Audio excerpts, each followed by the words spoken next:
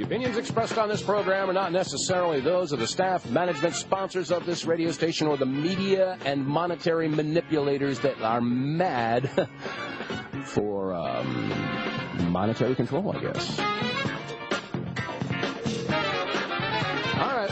Hour number 2 of today's installment of the Power Hour is now in session. Indeed, knowledge is power, and we're trying very hard to empower each and every one of you. This is Dave. And Joyce, thank you for joining us in the Power Hour today. Our Monday guest, as usual, our revered financial investor advisor, Bob Chapman, joins us today with the International Forecaster newsletter.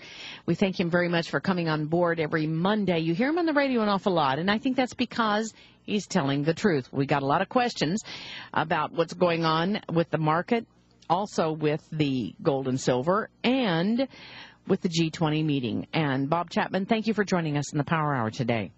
Well, it's very nice to be here again. Well, we thank you very much for your input, because you've got some pretty, in your yesterday's newsletter, you've got some pretty scathing comments in there. It looks like we're not out of the woods yet, even though we've hit that 8,000 mark. What is your response? What do you think is going on here? Well, as far as the market's concerned, people have to understand that under executive order, the Working Group on Financial Markets, which is part of the U.S. Treasury, is allowed to go into the market and manipulate it. And so the move that you have seen from 6,600 to 8,000 on the Dow was aided and abetted by the U.S. government. With that said, we're looking at a very, very overbought market, especially in a short-term basis. We're also looking at dreadful earnings reports, which start this coming week, the week that we're in. And the Geithner plan to prop stocks up by, the different programs that the government is instituting, and, of course, the doing away with the mark-to-market FASB accounting has helped the market. And now we have bond monetization coming through this new program, which is where the bonds which are held by banks that are held on their books at 90 cents on the dollar and really worth 30 cents on the dollar to be removed, go to public-private investors, guaranteed against loss, which the American taxpayer will take.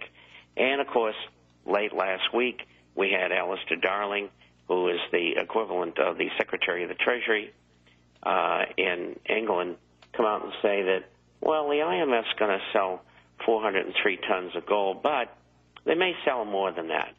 And, of course, that was an untrue statement. And as it is, the IMF has applied about a year and a half ago, to sell 403 tons of gold to raise money. What he forgot to tell you is that central banks are standing in line to buy that gold because they want to get rid of dollars. And some of them don't have much gold at all, like China.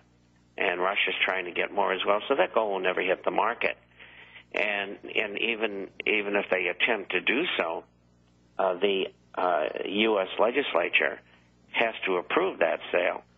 So, all we've seen is a plethora of market rigging one way or the other. And this market's going to go back down again.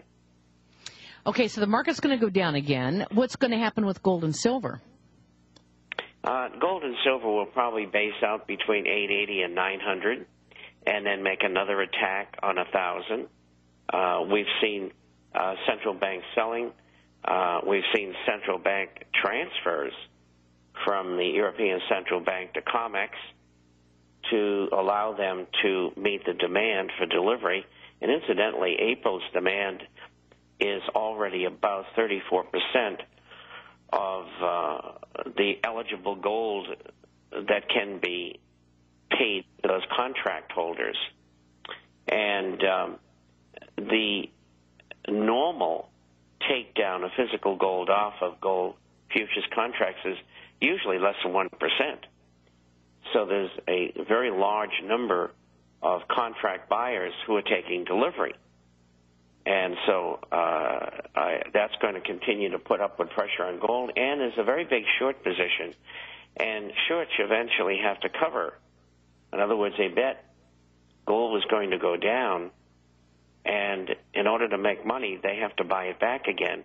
And I think you're going to see that start to begin because there's a very large short position, almost double what it normally is. Well, what and is so I think gold should base out in here. What do you think, or what does the ownership of gold vis-a-vis each country that owns it, what is the importance of that? If China has, 20 million pounds of gold, and England has 10 million pounds, and the U.S. has 2 million pounds, I mean, what is the relevant meaning of that? I mean, what does that tell us?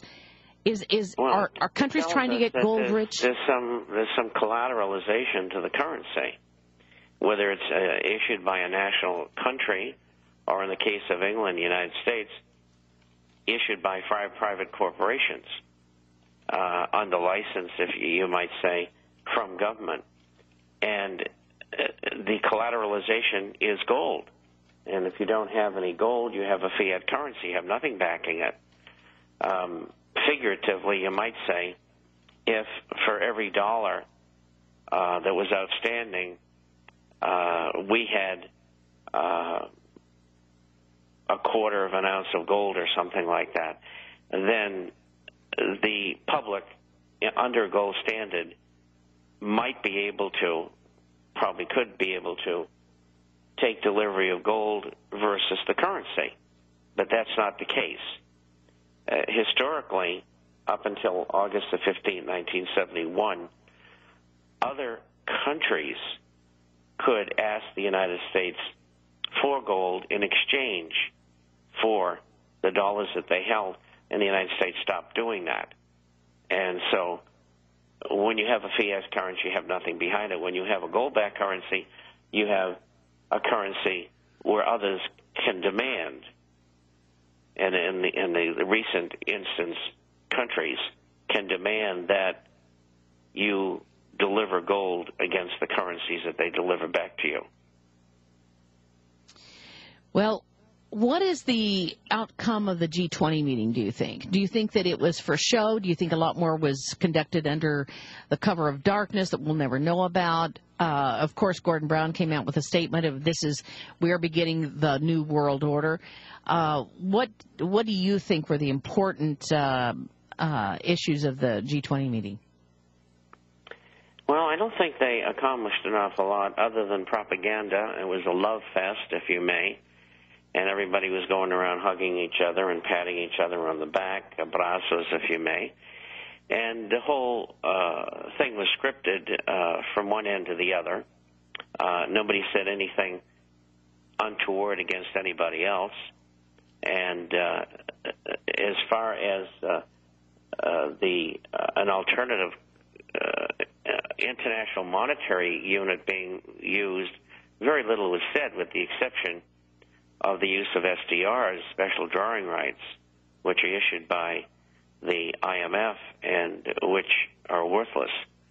I mean, there's nothing backing them either.